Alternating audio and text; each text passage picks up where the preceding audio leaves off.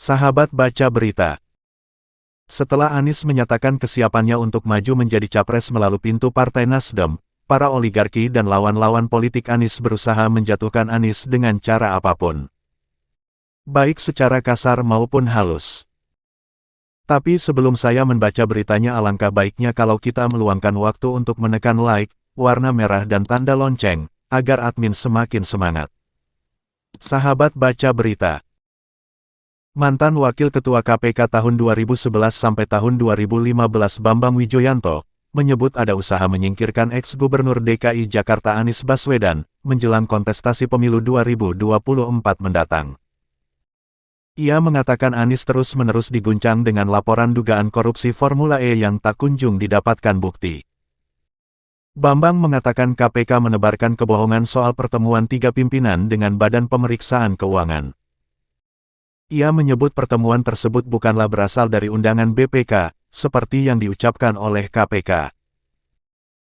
Jadi berdasarkan informasi, para pimpinan sengaja datang ke BPK pasca melakukan ekspose di internal, kata dia melalui keterangan tertulis pada Kamis tanggal 26 Januari tahun 2023. Selain itu, Bambang juga mengatakan ekspose yang dilakukan KPK dalam kasus Formula E tersebut merupakan hal yang aneh dilakukan. Sebab, kata dia, ekspose tersebut dilaksanakan setelah KPK menyimpulkan belum ada alat bukti yang cukup atas kasus Formula E. Apalagi Sop BPK sendiri dengan tegas mengatur tidak bisa menghitung kerugian negara bila suatu kasus masih dalam penyelidikan, ujar Bambang.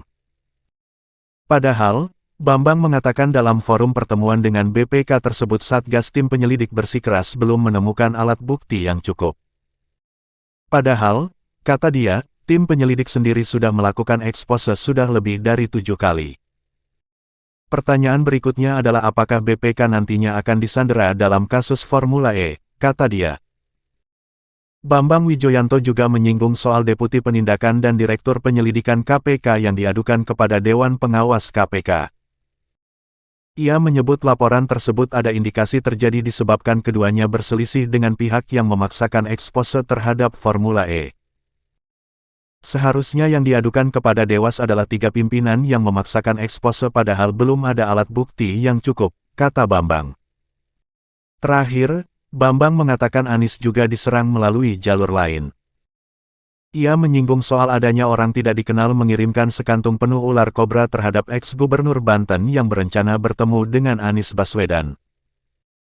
Peristiwa tersebut sudah jelas menunjukkan Anies Baswedan sedang dimatikan keperdataan dan konstitusionalnya agar tidak dapat dipilih sebagai calon pemimpin bangsa di masa depan, kata dia. Tidak sampai di situ, lawan politik berusaha juga menggagalkan deklarasi koalisi perubahan agar Anies tidak mendapatkan peluang untuk maju di Pilpres 2024. Itulah politik, kalau pemainnya kotor maka cara-cara kotor pun akan dilakukan. Maka jangan heran kalau ada kalimat politik itu kotor. Wassalam, jangan lupa tersenyum.